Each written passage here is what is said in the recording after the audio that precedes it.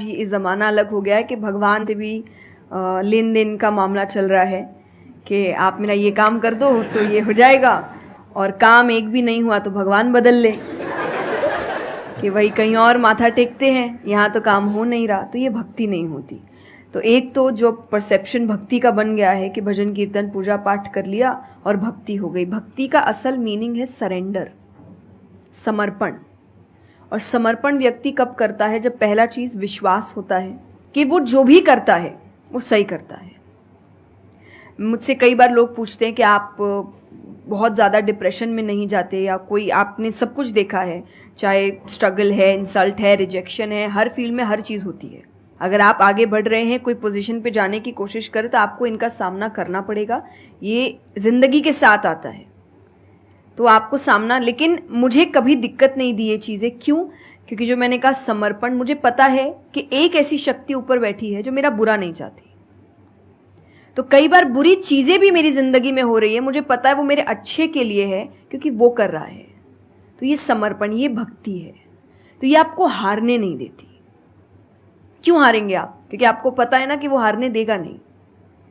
तो आप अपने आप गिरे, आप फिर उठेंगे कि नहीं भाई अभी गिरना शायद ज़रूरी होगा, उसका इशारा है, इसीलिए चलो फिर उठते हैं, फिर आगे बढ़ते हैं। तो अर्जुन ने भी जब समर्पण की बात गीता जी में आती है तो कई लोग कहते हैं कि धर्म का मतलब होता है अंधविश्वास। नहीं, क्योंकि अगर अंधविश्वास होता, अंधविश्वास में क्वेश्चन करना अलाउड नहीं होता आपको। गीता अगर सिर्फ भगवान की बात होती तो 2 पन्ने में खत्म हो गई होती। ये दोनों के बीच की बात है जिसमें अर्जुन ये जानते हुए कि सामने कौन खड़ा है, क्वेश्चन करने की तो कोई सवाल ही नहीं था वहां पर कि भगवान लड़ने बोल रहा है, क्या क्वेश्चन करना, पर उसने कंटिन्यूअसली क्वेश्चंस किए हैं।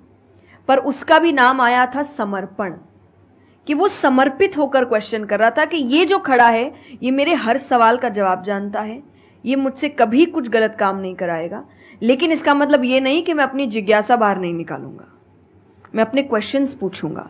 तो भक्ति का अर्थ यही होता है कि पहला निष्काम होता है। क्या फायदा मत ढूंढिए कि मेरा काम नहीं हुआ तो भगवान है ही नहीं। भाई भगवान कहाँ है? भगवान होते तो ऐसा होता क्या? वो तो इंसान है इसीलिए ऐसे हो रहे काम। भगवान ने तो सबको देखे, बच्चा तो मासूम ही होता है, बड़े होके खराब हो जाता है। कोई बच्चा गलत आपने देखा है क्या? छोटा सा बच्चा ही डॉन बनने के बारे में सोच रहा है, वो तो बच्चा ही होता है, मासूम होता है, सच्चा होता है। तो भगवान इसलिए कहते बच्चे भगवान का रूप है, क्योंकि वो एकदम प्योर होते हैं। बड़े होने के बाद हम काम खराब करते हैं और नाम फिर हम भगवान का देते हैं, क्योंकि हमको इल्जाम लगाने के लिए लोग चाहिए।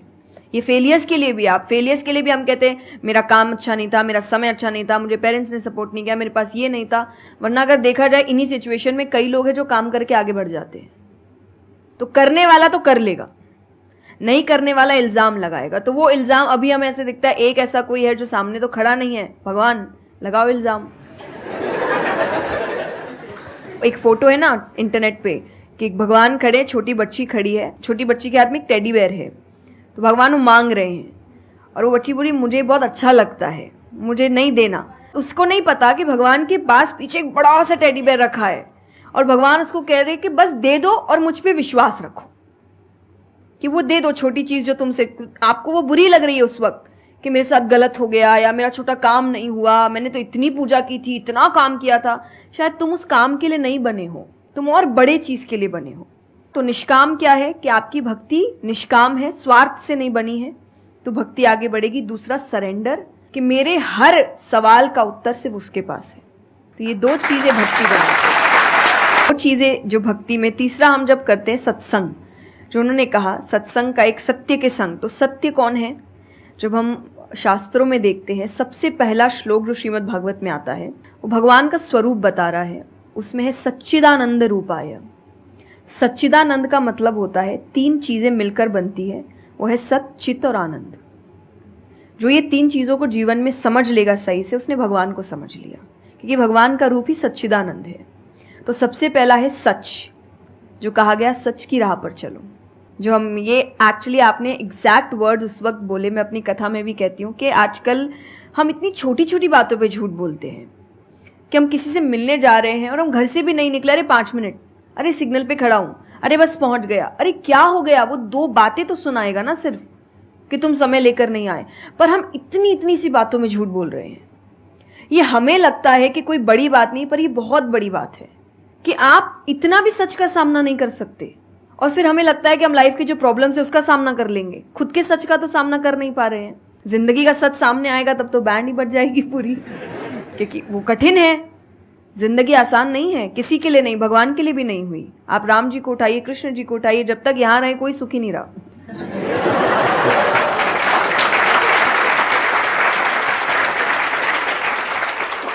तो सुखी तो कोई नहीं रहा यहां पर। आपको सुख खुद ढूंढना पड़ता है, आपको अपना जीवन खुद निकालना पड़ता है अपने चॉइसेस को लेकर। तो इसीलिए पहला सत है। दूसरा चित है, अवेयरनेस। हम अवेयर नहीं है चीजों को लेकर, हम इग्नोर करते हैं। अवेयरनेस और इग्नोरेंस ये ऑपोजिट्स हो गए, कि आप कोई भी चीज आपको समझ नहीं आ रही है, नहीं है। मैं अधिकतर नास्तिक लोगों को आप देखिए, उनको अगर पूछे ना भगवान को मानते हैं, तो उनके पास एग्जैक्ट रीजंस नहीं होते कि क्यों नहीं मानते। बस नहीं है, दिखा नहीं, मुझे नहीं दिखा तो नहीं है। तो तुम्हें तो बहुत चीजें नहीं दिख रही। मेरे पापा इस पर मैंने एक बार उनसे क्वेश्चन किया था कि बोले तो पापा कैसे जवाब दे। पापा बोले उनको पूछना उन्होंने अपने परदादा को देखा था। देखा तो नहीं होगा,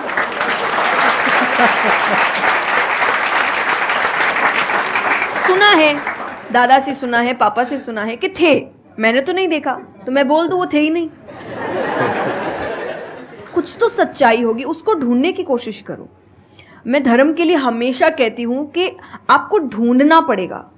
भगवान, मेरे पापा ने मुझे एक बात कही थी, भगवान मानने की चीज है, जानने की नहीं। जानना क्या होता है, पहले इस्तेमाल करे फिर विश्वास करे।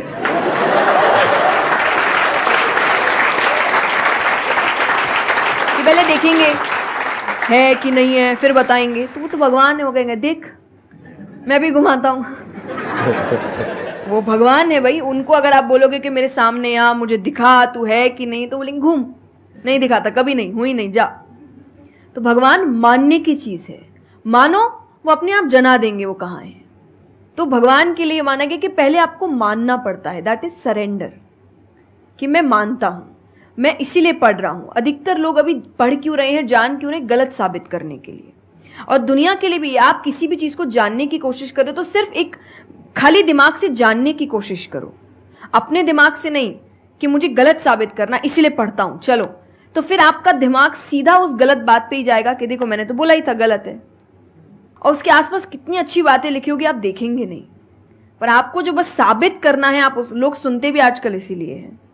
मैं कथा में एक बात कहती कि उस आजकल कथा ही बची है सुनने वाली चीज, वरना आप कहीं भी दो लोगों को देखिए वो बोलेगा मैं बोलता हूँ, नहीं मैं बोलता हूँ, नहीं मैं बोलता हूँ। दुख देखिए किसी के, प्रॉब्लम्स को एक बोलता है अरे मेरी जिंदगी अच्छी नहीं चल रही, अरे मेरी उससे भी खराब है। आप किसी से मदद भी कहाँ मांगेंगे कि वो एक दुख सुनाओ वो 4 सुनाता है, तो क्या ही मदद मांगे कि तो मेरे से दुखी है, तू मेरे से और 500 रुपए रख भाई। ये तो लोग हर वक्त कोई सुनना नहीं चाह रहा, और सुन भी रहे हैं तो इसीलिए कि ताकि बस मैं बोल सकूं, कि ये खत्म करे बस जल्दी से चुप हो ताकि मैं बोलूं। तो ये बंद करिए। भगवान ने अर्जुन की पहले पूरी बात सुनी थी, एक बार भी बीच में इंटरप्ट नहीं किया, उसकी पूरी बात सुनी। क्यों? तभी वो आंसर ठीक से कर पाएंगे। अगर आप बीच में हर चीज में इंटरप्ट करेंगे, लोगों के ओपिनियंस में इंटरप्ट करेंगे, तो आप उनकी बात को नहीं समझ पाएंगे। जितना सुनेंगे उतना सीखेंगे, क्योंकि बोलोगे तो वही जो आता है, पर सुनोगे तो कई बार ऐसी चीजें पता चलेगी जो नहीं पता, जो नहीं आता है। आते हैं देखिए, और आनंद का मतलब एक्चुअली परमानेंट हैप्पीनेस होता है, जो आपको भगवान के साथ ही मिलता है, कि आपको किसी की जरूरत नहीं है, बाकी सब कुछ टेम्पररी है।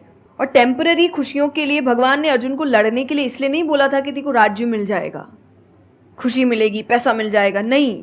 एक परमानेंट हैप्पीनेस थी कि मैंने अपना काम अच्छे से किया, उसके लिए लड़ो। तो जो भी काम कर रहे हो परमानेंट क्या है उसमें वो देखो, और ये आपकी सक्सेस पे भी काम आता है।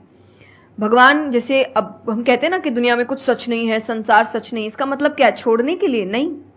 क्या आप पहली चीज, जब दुख आ रहा है तो डिप्रेशन में मत जाओ, क्योंकि आप जानते हो ये भी परमानेंट नहीं है, टेम्पररी है, कल फिर ठीक हो जाएगा। खुशी आ रही है तो घमंड मत करो, ये भी निकल जाएगा, ये पोजीशन भी ज्यादा समय तक रहेगी नहीं, तो उसको रखने के लिए काम करते रहो। तो भगवान हर चीज में कहते बैलेंस्ड रहो, और परमानेंट वो है उसके पीछे भागो। तो आप अपने आप ही जो दिखावे की दुनिया है, करते हम सब है और सब कुछ करना चाहिए लाइफ में, सब एंजॉय करिए, पर अगर उसको जानते हुए करोगे कि परमानेंट नहीं है, तो जैसा मैंने कहा वो यहां जाएगा नहीं। जैसे एक पक्षी है, आप पेड़ पे उसको बैठा दो और फिर जिस ब्रांच में वो बैठी उसको काटने लगो, और जब तक ब्रांच नहीं गिरेगा वो नहीं हटेगी, क्योंकि उसको ब्रांच पे भरोसा है ही नहीं। उसको पता ये रहेगा ना, उसको अपने पंखों पे है कि वो जैसे ही गिरेगा मैं उड़ जाऊंगी।